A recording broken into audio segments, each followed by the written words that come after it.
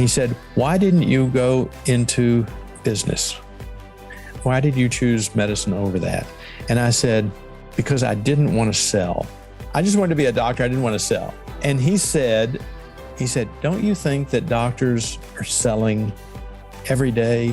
Anytime you convince someone to take a medicine, to have a test, to have surgery, don't you think that's, in the literal sense, that's selling something on an idea?"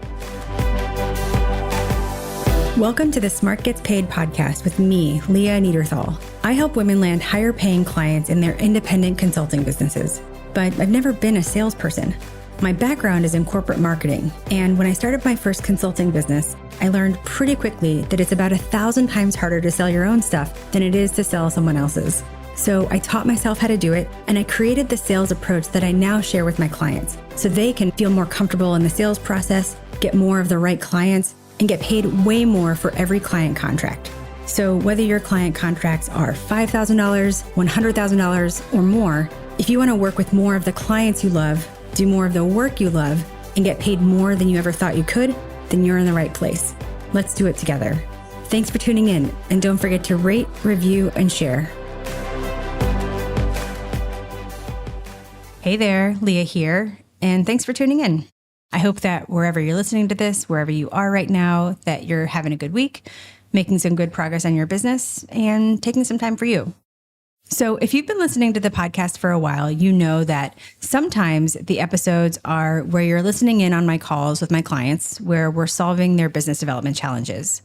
And some episodes are where my clients come back and share their successes and then the lessons that you can apply to your business.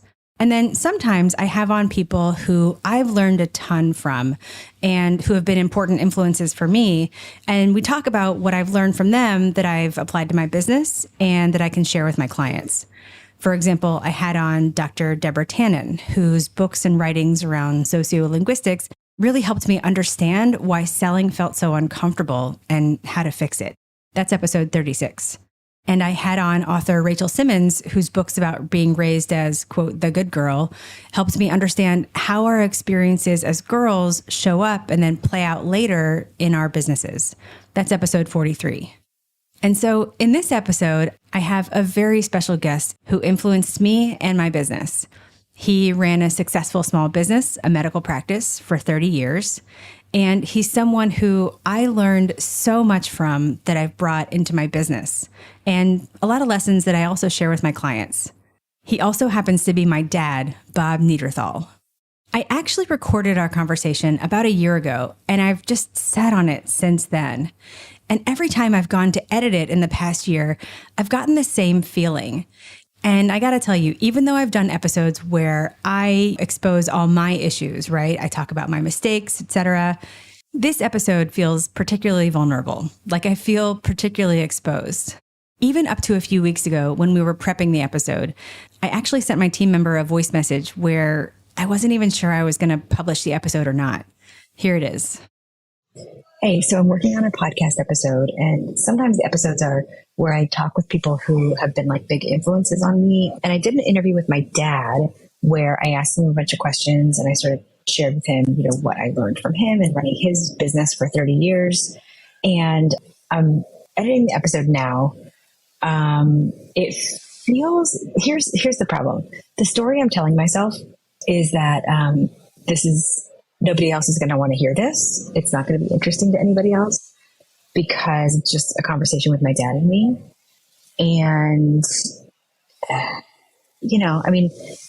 I guess I'm already talking myself out of it. And I'm just telling myself, like, why would anybody care? Can you either give me a different way to think about this or just tell me to do it anyway? Yeah. Tell me what you think. I think maybe I also feel even more vulnerable than usual in this episode because if no one listens to it, or I guess if no one likes it, it doesn't just reflect on me. It's not just about me, but I'm putting my dad out there too. And I eventually decided to do it because why not, right? It's different, it's honest, and it's me. And I know that the lessons that my dad shared with me about running his business will be helpful to someone else listening too, maybe you. So take a listen to my conversation with my dad, Bob Neaderthal, And at the end, I'll come back and share a lesson that you can apply to your business. All right, Dad, thanks so much for joining me. You're welcome. You're welcome. My pleasure. I've been looking forward to this for a long time. Oh, good.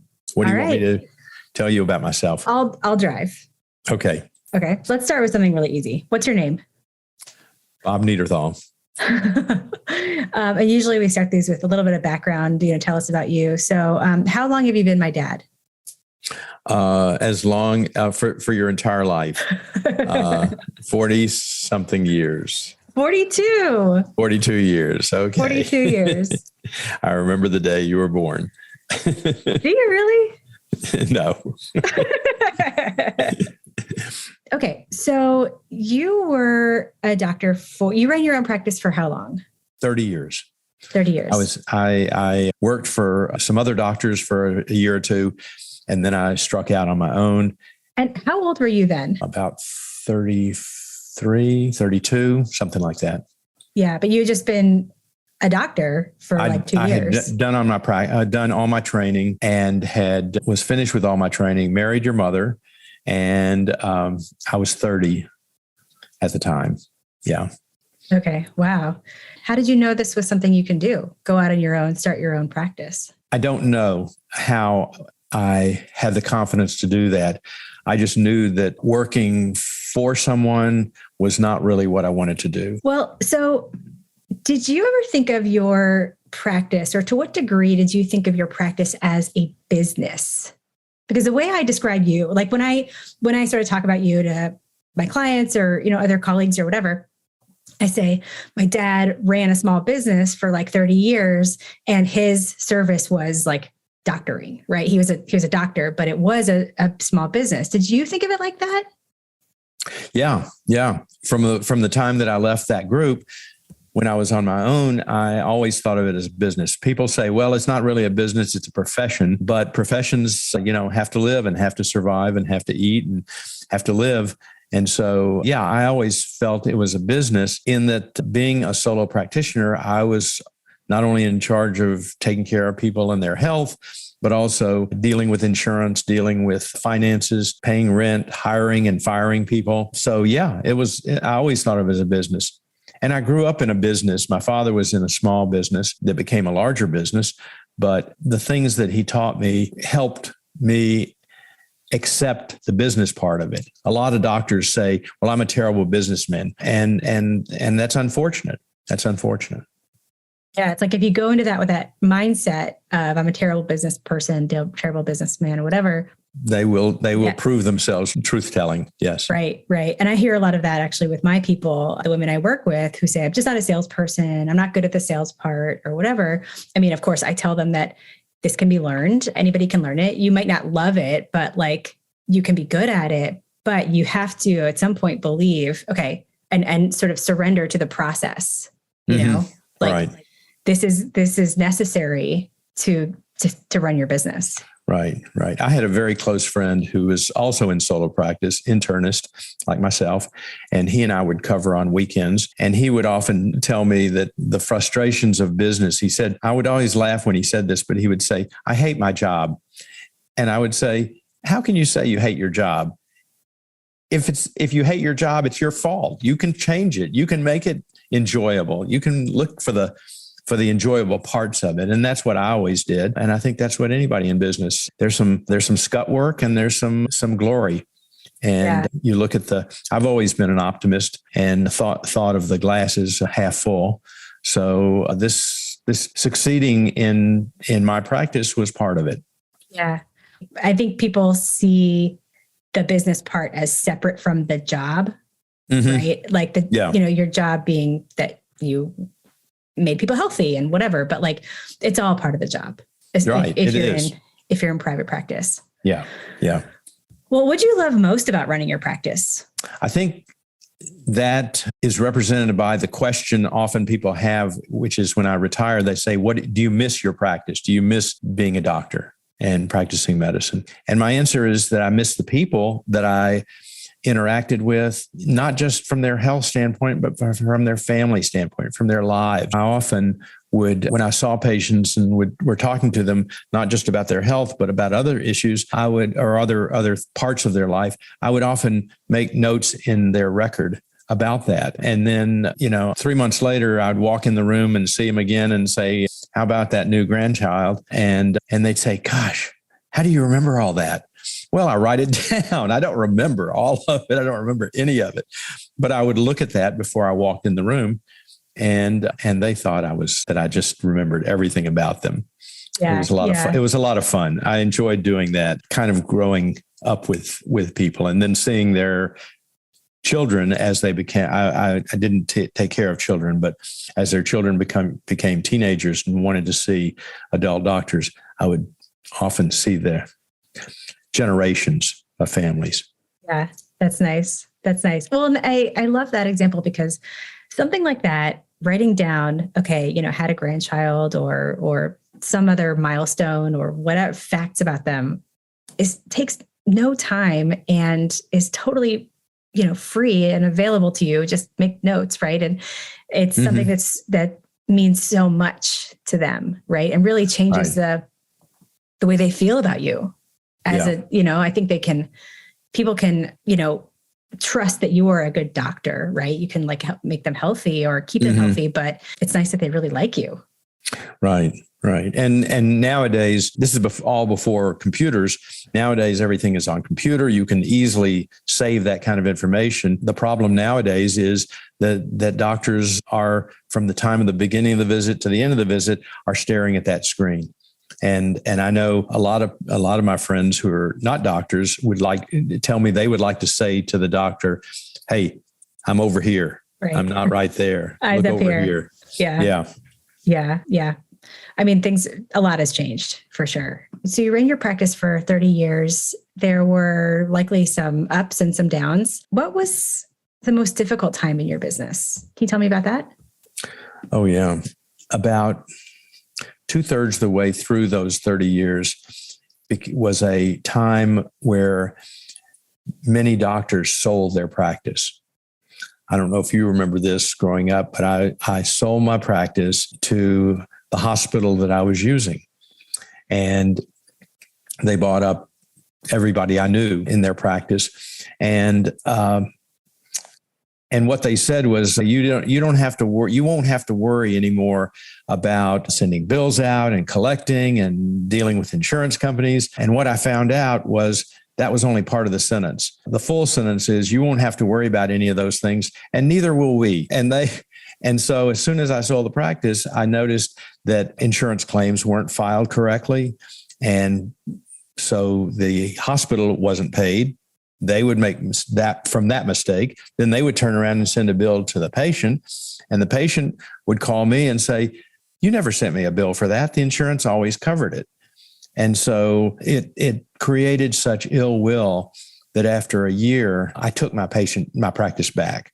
And that whole process of taking my practice back, since I was the first one in a group of maybe a dozen solo docs that took their practice back, I was the one that they fought the hardest. After I got my practice back, the hospital, after a while, realized that they just weren't very good at running a practice. And so they kind of opened the cage door and told all the birds to fly away and gave everybody else their practice back. But for me, it was very stressful to deal with hospital administrators that did not want me to take that practice back.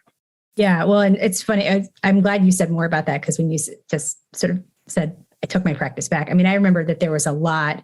I mean, you had to wrestle it back from the lawyers, basically. Right.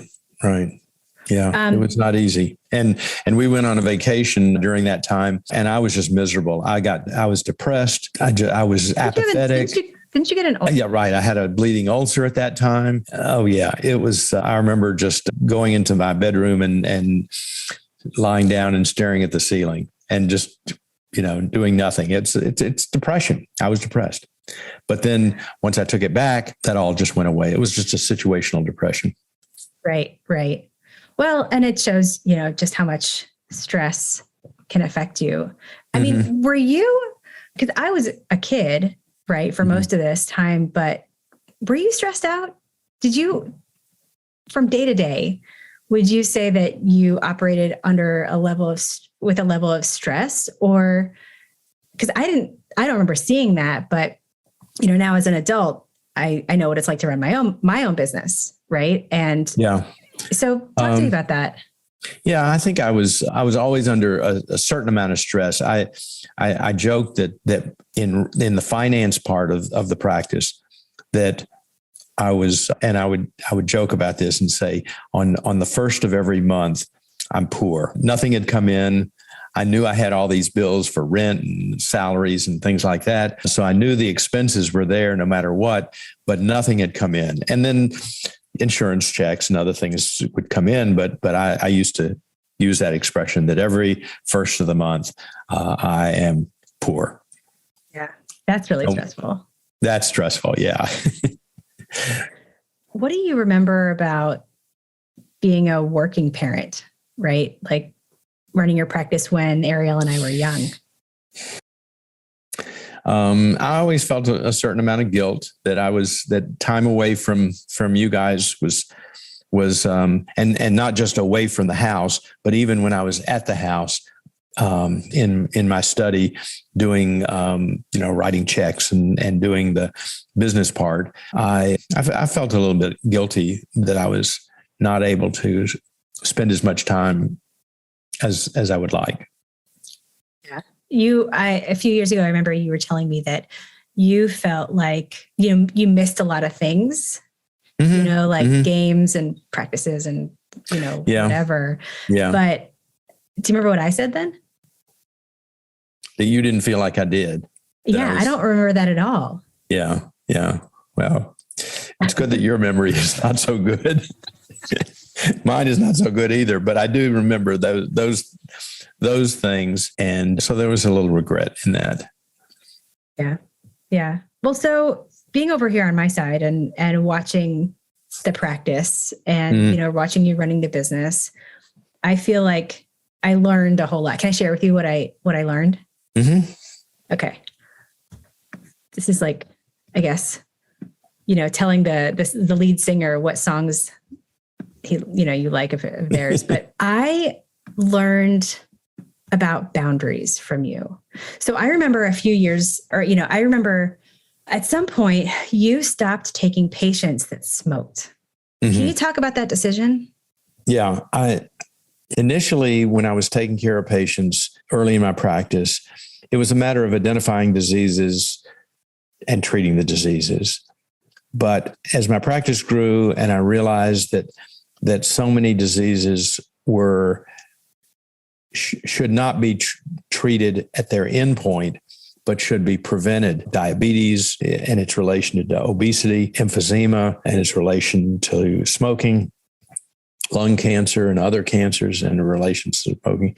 And I began to focus on those habits and those measures and those risk factors. I created a kind of a mini specialty of cholesterol treatment and treated people with high cholesterol very aggressively. Smoking, I felt like I felt that it was a habit that could be broken and that people could be coaxed one way or the other, convinced that they should stop.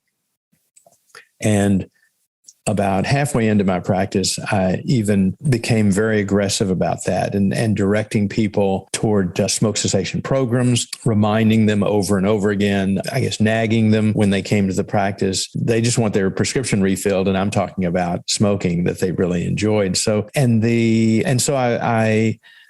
I continued to press that. And I found that a lot of people stopped. It's kind of like any position of authority. There's a bully pulpit, a certain authority that if you tell someone to do something, a teacher, for instance, if a teacher tells you something, you believe it.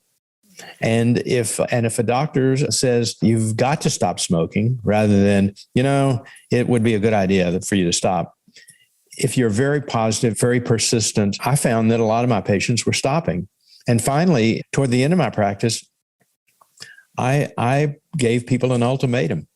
and said, if you haven't stopped smoking by the end of the year, you're going to have to find another doctor. And did they leave? And a few left, and many stopped, and a few didn't stop, but I liked them as patients and didn't want to fire them. And so when I ended my practice, I figured I probably had maybe a dozen patients who still smoked.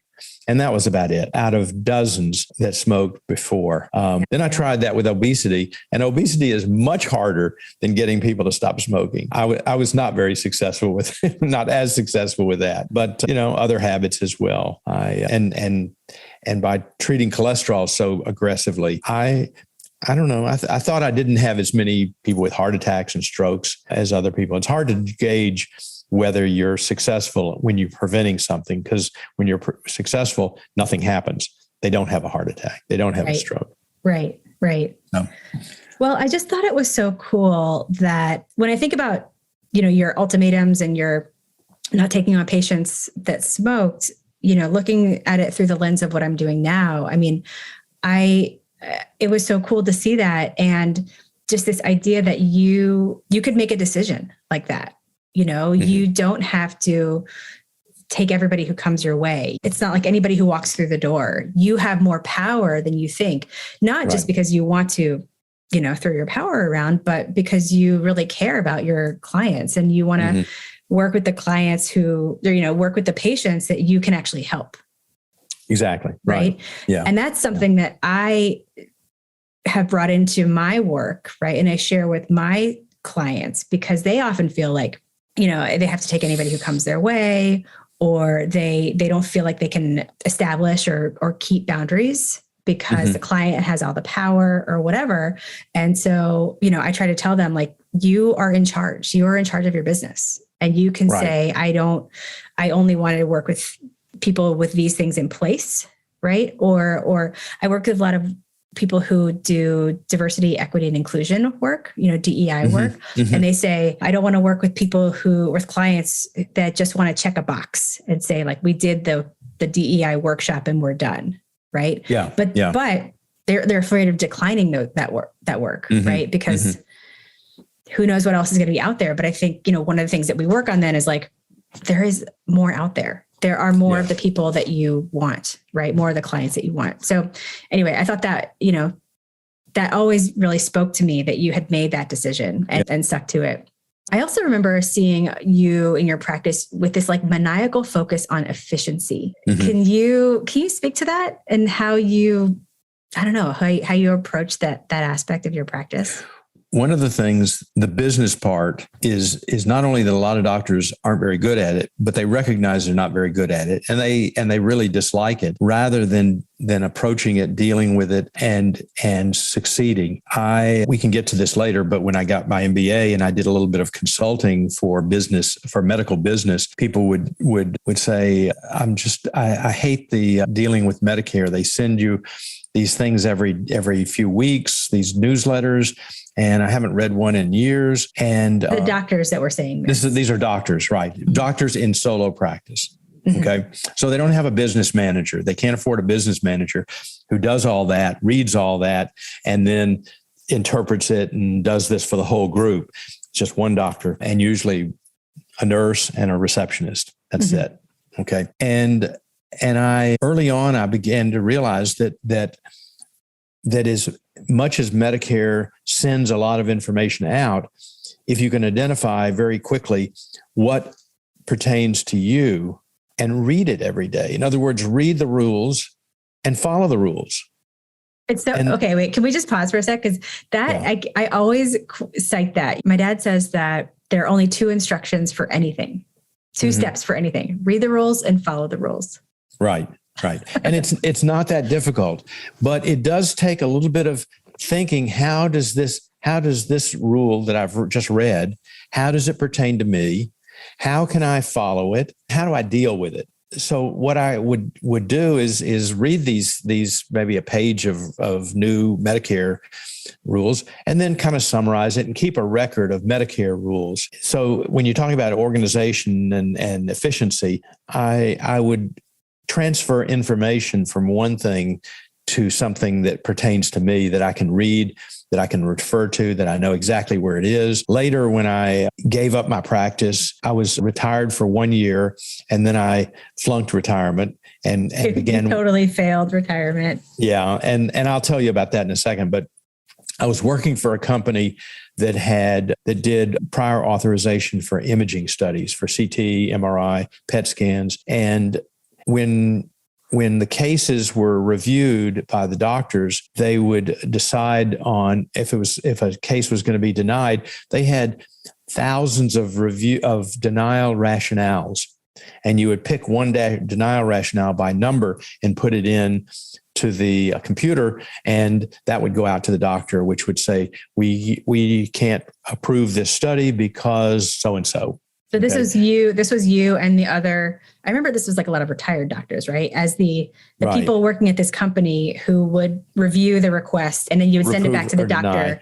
who had Right. requested this study. And if the doctor disagreed, he could have what's called a peer-to-peer telephone call. So he and I would talk, or she and I would talk about the case, and sometimes the denial was overturned once we got more information. Okay. But the denial rationale were these thousands of numbers, 4-digit numbers, which referred to why a case was denied. And doctors would have two screens, one with the case and one with the denial rationales. And they would kind of thumb through all these rationales every time they reviewed a case. And I immediately realized this is a tremendous waste of time. And I created a cheat sheet of denial rationales, which were the main ones, the ones that were used mostly. And I just shared that with all the other doctors. Now, this company started, I was the 12th medical director that they hired. And by the time I retired 7 years later from that company, there were about 400 medical directors. I mean, it grew like crazy, and they were hiring specialists all over the place. And with all of those, their efficiency improved when I convinced them to use this little cheat sheet. So I did this with Medicare, and I did this with dealing with other insurance companies, and with this other company, the authorization company. I just try to rearrange things in an organized way that I can be more efficient to do that. Yeah. Well, and also what you've alluded to is, if I solve a problem for myself, what can I do to solve it for other people? Which I think is very cool. This was not in my notes. I'm just sort of picking that up. And it's cool. I mean, I feel like that's something maybe I picked up from you too. You know, you've done that you did that with Medicare Part D, right? Medicare Part D, where what did you have a little calculator or something? When a Medicare Part D came out, which is about 10 years ago, I thought there must be some organized way of entering medicines and finding the best plan for Medicare recipients. Because otherwise people are doing it on their own. You know, you have these people who maybe may not be tech savvy, right? Going on the website and trying to figure it out. Right. And what I found was, rather than developing that, which was extremely difficult, developing it myself, I found that on the Medicare website, they had a little program called Find Your Plan. You would go onto the website, go onto the module, put in your medicines, and put in the drugstores you want to go to or that you would consider. And then up would pop a listing of all 25 plans, from the least expensive or the most economical to the most expensive or least economical. And with the exact same medicine, sometimes there was a 100-fold difference in pricing. And if people just take a chance, or they'll sign up with whoever has an ad on TV or something they mailed, if they pick a plan at random, they could very easily be paying 50, 100 times more for their medicines than if they went through this process. Well, you're right. A lot of Medicare people aren't tech savvy. Now, 10 years later, a lot more are. But then there were not. And so I had not only helped some of my patients select the best plan, but then I went to Jewish Community Center and had a little program and helped people individually, and other not-for-profit organizations that I would help. And people would bring their medicines in, or they'd bring a list of their medicine, and I would help them. And now, 10 years later, I still do that. I just do it online, or I do it by telephone. With COVID, people wouldn't do that. So I still do that. And I still help a lot of people select the best plan. And from one year to the next, and there's a certain amount of inertia to stay in the same plan. And what I've found is that maybe 75% of people who give me the same medicines that they were on last year ought to change plans, because the plan that was the best plan for them last year is not the best plan for them this year. Right. So you're really helping them. I mean, I don't know. I'm just sitting here sort of soaking it all in that, just this desire to as soon as you learn something, to how can I use it to help other people, or who else might have this problem as well. And you remember the vitamin D, my vitamin D phase?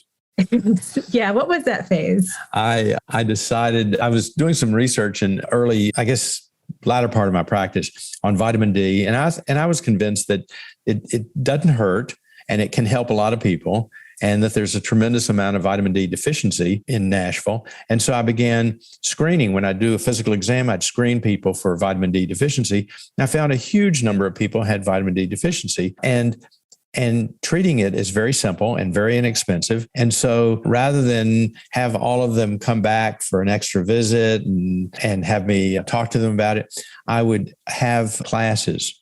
And I'd invite about 6 or 8 people to come to my office at a certain time, and they would sit in the waiting room, and I would talk to them about vitamin D and give them a little handout, and that was it was fun, and probably there's still people taking vitamin D that from that, and that's been probably 10 years. Yeah. I didn't even know you did that. I remember the vitamin D phase because you talked a lot about vitamin D, but I didn't know that you had those classes. That's really cool. That's really cool. Going back to the smoking, I wanted to jar your memory to see how you felt about or remembered about this, was the posters. Yes. Do you remember the smoke cessation posters? Oh my God, I had totally forgotten about those. Yeah, those posters were graphic. They were humorous, talking about the effects of smoking and certain other effects too. In fact, you gave me one that was an ad, not for smoking, but for drunk driving. Do you remember that? It said, if you didn't get the lecture, if you don't remember the lecture on drunk driving, here's the outline. And it was an outline of a person lying on the ground who was dead, just the outline. Yes. And I think I still have that poster. Oh my God. I totally forgot about that. Yes. That was from your business, that when you were working for DDB, and that was one of their ads, posters. Oh, wow. Yeah. Because Anheuser-Busch was our client, and as part of their advertising, they have to put money towards, anti-drunk driving.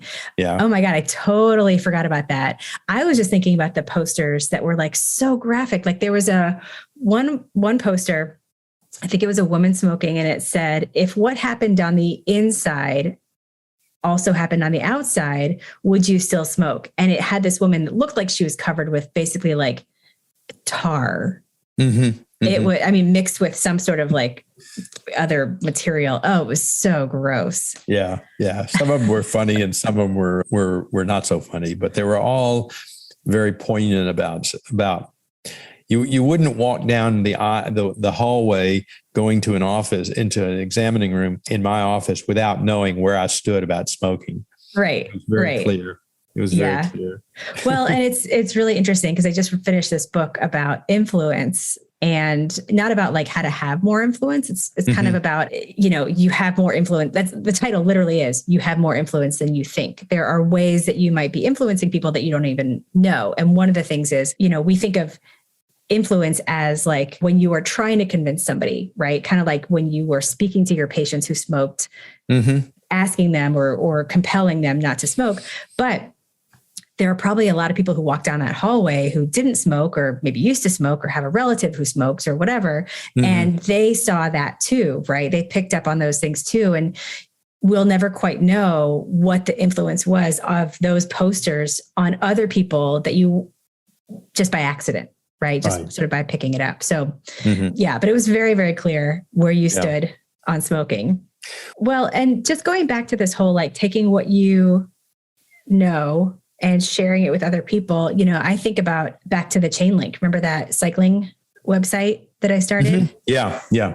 So, I didn't have anybody to ride with, and there was no centralized place to find that or to find anybody. And I went on the AIDS ride the first time and came back just so pumped about, cycling and all of that. And I still couldn't find anyone to ride with. So I tried to solve a problem for myself, which is I started this website, which is kind of a centralized hub for the cycling community in Chicago. And then it really took off because if you solve a problem for yourself, you're probably solving it for somebody else, right? And there are a lot of people who needed someone to ride with or just wanted to be connected to a community. So I guess maybe I picked that up from you along the way. Mm-hmm. Mm-hmm. Yeah. Another thing I definitely know that I picked up from you, because I remember talking to you about it, was you approached your patients with, I think, a deep understanding of, you might not know all of the things going on in your world, but what they were showing you in the office wasn't the only thing, right? Wasn't the only thing going on. Right. Can you talk about that? I tried to find out more about their lives, their children, grandchildren, what's important to them. But then often when a patient died, I would go to their funeral. And when you do that, you realize how much about that person you didn't know. It's just things that they had accomplished in their lives. They're part of their history. So, I would try to find out more than just their medical illnesses and how they're responding to medicines and things like that. But then when I go to a funeral, I realized you haven't even scratched the surface on learning about people. So yeah, I would try, but could always do better. Well, I just remember at some point, maybe high school, talking to you about something, and you said, I think what your point to me was you're just kind of making an assumption, right? You really don't know what's going on. You're looking at face value and you really don't know what's going on in this person's life, right? Beyond the surface. And that really stuck with me. I mean, it's literally something I teach my clients today. I work with a lot of women who will say, they're offering their services, they're selling in their services to these companies, and they'll say, they're not getting back to me. I must have done something wrong, right? Or I must have done something wrong, or I've upset them, or, all of these things that they make up in their, that I don't want to say they make it up, but they're inclined to believe that the fault is on them, right? And what we talk about is listen, all you see right now in this moment is this person who you wanted to get a response from is not getting back to you, in the time that you want. What you don't see is all of the things that could be going on behind the surface, right? And I use this analogy. Remember the slide projectors, right? They have these little donuts of slides, right? I always talk about the slide projector where, a slide drops down and the light shines through the slide and it, you see that slide projected on the wall, but while it's showing one slide, it doesn't show any of the other slides, right? It only shows one slide at a time. Yeah. But there are so many other slides. So, and I think back to this conversation, this conversation with you, when I talk to them, because I bet, and I say this to them, I'm I bet if we sit down, we could come up with 100 things going on in their life that we don't know, right? Sure. Yeah. That they could be stressed out about something. Maybe they are having money problems. Maybe they are trying to get their kid into college and they're distracted. Maybe something's going on at the company, different initiatives, maybe their boss is leaving and, all of these things. Maybe they're taking care of an aging parent, for all of these reasons where it takes a little bit of imagination, but we have to just acknowledge that we're not seeing the whole thing. And so we shouldn't make assumptions. We shouldn't make judgments based on that. And that's definitely something I got from you. Yeah. Yeah. Well, when we have friends or people we know who it turns out are getting a divorce, and there's a tendency for someone to say, well, gosh, if it can happen to them, it could happen to me. And I tell your mother, who often says that, we don't know a thing about what goes on behind those doors and what's the basis of this. It could be a million things. And chances are whatever you think it is, it's not, because there's just so many other reasons that happens. So yeah, you don't know what's going on in other people's lives. Yeah. And you're not going to catch divorce. Right.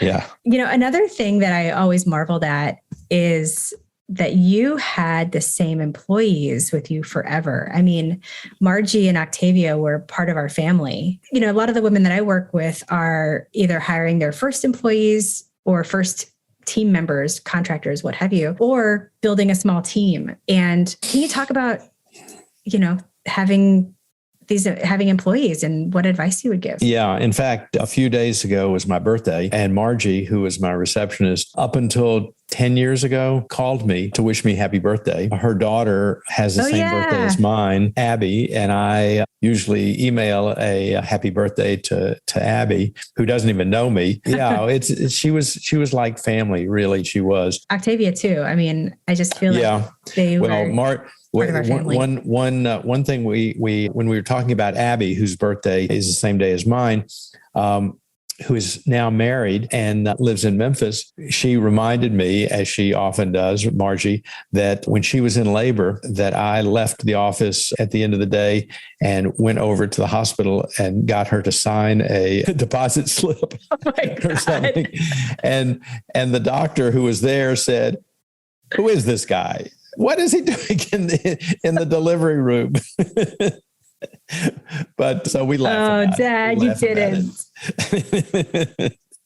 Oh man. All right. Well, maybe, I take back what I said on boundaries. That's the only time I ever went beyond boundaries.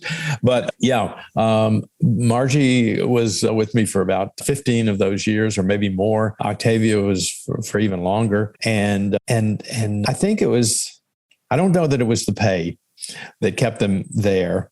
But I just, treated them like family members with respect. And there's a tendency for physicians to have a very high regard for themselves to the detriment of other people they deal with. And I've never felt that.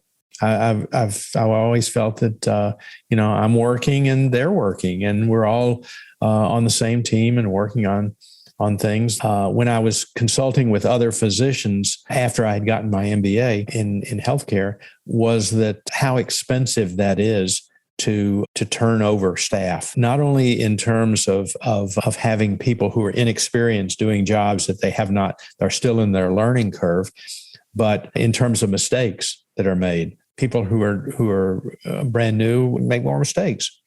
And so some of the people I've consulted with have changed over employees every few years. And it's costly, it's dangerous, and they should try not to do that if possible. Now, there was a downside to this. If all this was pro that they stayed for such a long time, there was a downside. And that was that every year or so, I gave them a raise. And after 25 years, they were making pretty good salary. And when I retired from practice, one of them, she got a job, but it was nowhere near what she was making before. And so I had kind of priced her out of by giving her raises, priced her out of what she was really skilled to do. One of the advantages I want to mention about having an employee for a long time is, if you remember the TV show MASH. I don't. You don't? Okay. No. Well, maybe some of your older customers might, but there was a character called Radar. And Radar was kind of the assistant of the main surgeon. And he knew the surgeon so well that whenever the surgeon would ask for before he would ask for something, Radar would hand it to him. And sometimes he would finish the sentences that he was saying. I mean, he was just a person. It was very amusing, but that was kind of what my staff was. They knew what I wanted often before I even wanted it. Amusing for those who remember MASH. I mean, I never knew she was going to stay that long, and that I was going to abruptly stop practicing. Did you stop abruptly? Would you say it was abrupt? Well, I mean, I had moved my practice to another doctor's office and worked part-time for a year, and then she took over my practice. So it wasn't an abrupt change, but it was. I had really not planned in my mind to work until I was very old. I had an uncle who was a doctor, and he practiced until he was in his 80s. At one point, a friend of mine who was older than me had stopped his surgical practice, and I met with him one day, and I said, I really would like to retire before I get to the age that my uncle is still practicing in his 70s, 80s, something like that. What would you recommend? And he said, well, I understand what you're saying. And I think the best way to do that is to go to business school and get an MBA degree in healthcare. And then you can do a lot of things that you can't do right now. That afternoon, he called me in the office and he said, you've got an interview at one of the healthcare business schools in Nashville. And within a week, I was taking classes. Had you ever considered that before? No. No. Wow. But during that time, during the 2 years that I was getting my MBA, in class with discussions, I tapped into a lot of the experiences that I've had in my own practice. And so it helped me it helped me run my practice. It helped me deal with my practice. And it also helped me in business school to use experiences from my practice. And that curriculum, particularly not just the economics and the finance and statistics and things like that, but there was a course in conflict resolution and negotiating skills, which probably was the best course I took. I mean, the beginning of the class, the woman that was teaching said, everyone you interact with is probably a negotiation, whether it's with your children or with your spouse or with colleagues or whatever. It's always a negotiation. And that's true. That's true. Yeah. Well, so what do you think so you like the negotiation, the conflict resolution. What else do you feel like you brought back into your practice from getting your MBA? I'm not really sure. I think those two were the main things that I learned. Well, I remember that one story or one little nugget that you got from business school was it was all about like cost benefit analysis. And yeah. And you asked me, do you know what I'm going to say? About Michael Jordan? Yes. In fact, I thought about that yesterday. This was an economics thing. There was a question in an economics book that said, what was the question again? The question was, should Michael Jordan cut his own grass? Yes, I have heard that question about 85 times. And this whole discussion about cost benefit analysis and it's clearly not worthwhile for Michael Jordan, whose time is worth thousands an hour, to cut his own grass, except if he enjoys cutting the grass. Right. Yep. And some people enjoy it. They you can put on headsets and be with yourself and nobody's going to bother you. So if you enjoy it, go for it. Go for it. I have repeated that story several times. I mean, I think it's so of its time because, I mean, should Michael Jordan, like who talks about Michael Jordan? Who knows about Michael Jordan, right? Right. But, should Michael Jordan mow his own grass is a really nice opener for, I work with a lot of women who are doing everything in their business and are starting to hire people or delegate or offload or whatever. And it's like, well, where do I begin with that? What should I bring somebody on to do? And, so we have to think about like, what are the things that really only you can do and what can somebody else do? So that story has lived on very much. Good. Very much so. Good. That's a good story. I've always felt that I've been very lucky in my life in terms of schools and colleges and residencies and things. And it wasn't always easy going, but it was always headed in a positive direction. And I often wondered when it's going to stop, when things are going to turn around and have bad luck. And so far it hadn't, knock on wood. Yeah. Well, and what's your favorite saying now? What is about luck that you and Mom say all the time? Luck comes to the prepared. And that's, if you Google that, a lot of people have said it or said it in different ways. But basically, it means there's really no luck. You have to create your own luck. And by doing things the right way, maybe a little bit of luck, kindness, I think one of the things I learned in business school is to, and part of negotiating is that at the end of the negotiation, you preserve the relationship, that you don't negotiate to the point of killing the other person financially or any other way. It means that you treat them fairly and you pay your bills and you are a good person. Yeah. Yeah.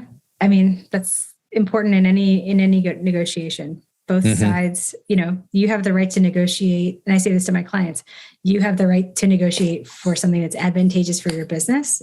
And in this case with them, then they're going to work together.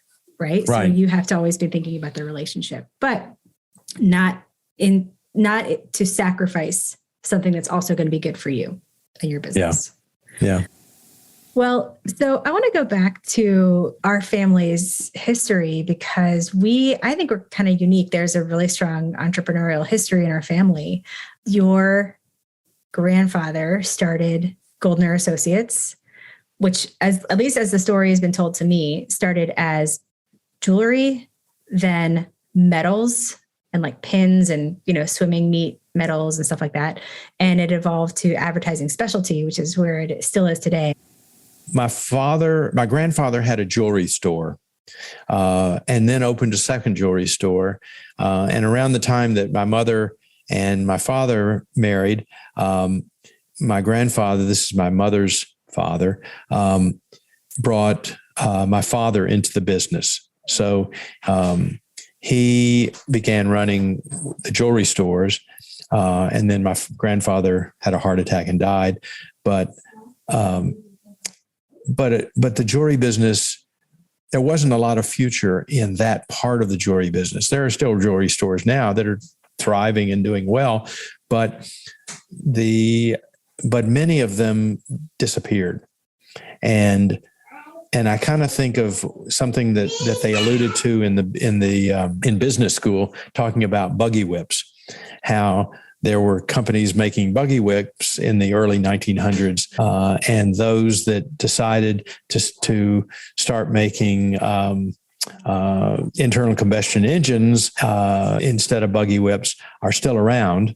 And those that persisted making buggy whips, nobody's heard of them. They're gone. Okay, so going from a sideline business of advertising specialties, and particularly he had this is my father, made contact with a company in Taiwan that made cloisonne, which is a very vivid painting on brass and on other metals. And he helped that company begin to create swimming medals. And so he would make gold, silver, and bronze colored swimming medals that were customized to the club that was hosting the medal, hosting the swim meet. And he began doing that, and that became a huge business. And then he went into other things, parts of advertising specialty, but the business was constantly changing. So you didn't want to go to the business. Why? That's a great question, because when I graduated from medical school, this is one of the big mistakes of my life. When I graduated from medical school, I had an interview, I think at Boston University. And the interviewer said, "Why did you go into medicine? Was your father a doctor? Was your mother a doctor?" And I said, "No, my uncle was a doctor, but my father was not a doctor. He was a businessman. He was in the advertising business." And he said, "Why didn't you go into business? Why did you choose medicine over that?" And I said, "Because I didn't want to sell." That's so funny now, considering what I teach. I said, I didn't want to sell. I just wanted to be a doctor. I didn't want to sell. And he said, don't you think that doctors are selling every day, selling to their patients? Anytime you convince someone to take a medicine, to have a test, to have surgery, don't you think that's in the literal sense, that's selling something on an idea or on something that you think? And at that point I said, I think this interview is over. I am not going into this residency at this place, because that was the wrong answer. And you've already ruined it for yourself. That was the ball game for that. So ever since then, I have remembered that. That was probably 50 years ago. And I can tell you that everything is selling, just like everything is negotiating. It's just what you call it. And so that's one of my favorite stories about selling and business. When I said funny. I don't like selling things. Oh my God. Wrong answer.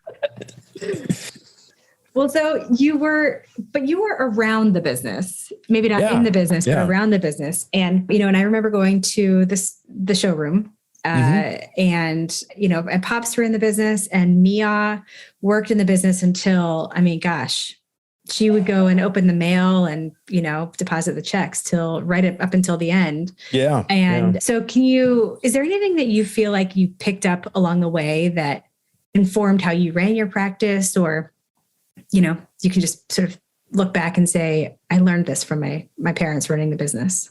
I think it's just the way they treated their customers and just treating people a certain way as equals, as you read about Southern business people treating one group of people differently than another, or not selling to other people. And I think I just grew up with a different attitude that was from my parents about treating people as equals and kindness and I don't know. If someone at my funeral said he doesn't have a mean bone in his body, I think that would be a compliment. Yeah. But the techniques of business and all, I was around it a lot. My mother would make the deposit. My father would, take the deposit to the bank, even though somebody else could easily do that, mainly because he'd meet his friends and have coffee at the Walgreens and talk for a while. Yeah. Yeah. That's nice. It was cool for me to watch. Yeah. He didn't, even as a little kid. He did not have many hobbies. I do. I have created a lot of hobbies, mostly since I retired, though. Mm-hmm. The woodworking and the gardening and some of these other projects that I get involved with, pouring concrete, things that I've never done before. I like doing things that I've never done before. I've learned that from having a boat too, that not being a mechanical person, I learned to become one. Yeah. Yeah. Well, that's interesting to sort of draw out, because, I always say that up until maybe the past 10 years, it was really hard for me to do things I wasn't instantly good at, and to work at something and be persistent and stick with it and not to just quit. But this is something that you do and enjoy. Yeah. Yeah. Yeah. I went through a master gardener program, and some people who do that get really into it, and they can tell you the Latin names of all these plants and all. I did not do that. I'm not interested in that. I just like getting my hands in the dirt and digging. Same with woodworking, and I feel comfortable with that. Yeah. With not becoming an expert wood turner or something like that.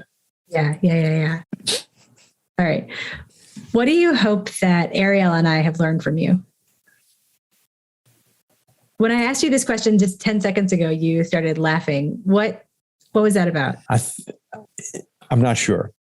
In order for me to think about that, I'd have to think about you guys and me and what qualities or characteristics that I have. I think of myself as somewhat even-tempered, easygoing, not argumentative, I'm not an angry person. There's not a lot of yelling around here. Oh, there really isn't. We did not have a yelling household. It's a quiet household. I don't know. Just the way I treat people, the way I interact with people. I don't know what else to say. How are we the same, do you think? How are we different? Well, I can tell you right now, you just said you're even-tempered. Yeah. You can ask Emily, but I tend to not be as even-tempered. Even-tempered, yeah. As even-keeled. I think Ariel is probably more so. Yeah. Anything that you would say we are alike? I mean, gosh, now I see how hard this question is. I just think I think that I've learned a lot from you. I mean, that goes without saying, right? You can't. Mm-hmm. You're clearly like one of the two most formative influences in my life. I think there are things that I can pinpoint that we're alike and things I've learned from you, some of which I shared here, but there are probably just innumerable ways that I am like you and I don't even know it. Well, thanks for being here. Thanks for chatting with me. Thank you for interviewing me. Thank you for asking me, as they say on NPR. Right. All right. Thanks. I'm going to turn this off. Okay. I'm going to come downstairs. All right. So I hoped you picked up some good lessons from a 30-year business and 30-year business owner that you can apply to your business as well. And along the way, maybe you got a glimpse into why I am the way I am. So earlier I mentioned that I sat on this recording for a year before putting it into the queue. And one reason I mentioned is that I was afraid that no one would listen to it and no one would care. But there was another reason too. In each episode of this podcast, I pick out a theme. Like, even though in our conversations we might talk about just, a number of topics, there needs to be like one main topic that emerges. I mean, that's not just me and my thing. That's how podcasts work, right? You have to say what the theme is and choose a title so that people know what it's about. And every time I listened to the conversation with my dad, I couldn't find the theme. I just couldn't pick out the topic or the lesson that would make this conversation really clean and easy to digest. It actually became really frustrating because I tried several times over the year and I was just like, where is the theme? Where is the lesson that I can pull out and package up and make super digestible for listeners? And then I realized the fact that I can't pull out a lesson that's easily packaged up, maybe that's actually the point. Because, sometimes we read a book or work with a coach and we learn things we can point to and say, this impacted me, this changed me. But sometimes the people who are the biggest influences on us, what we learned from them can't easily be tied up with a bow. The lessons aren't concise or easy to point to. Sometimes what we learn from them is so tightly woven into the fabric of who we are that we can't possibly even separate what we learned from them from who we are today. So I would ask you, who are the people who influenced who you are today? What did you learn from them that you bring into your business and bring into who you are as a business owner? What are the things from them that you do on purpose? And what do you think finds its way into who you are as a business owner without you even realizing it? It might be interesting to just take a moment and reflect on that. And maybe it's worth letting them know.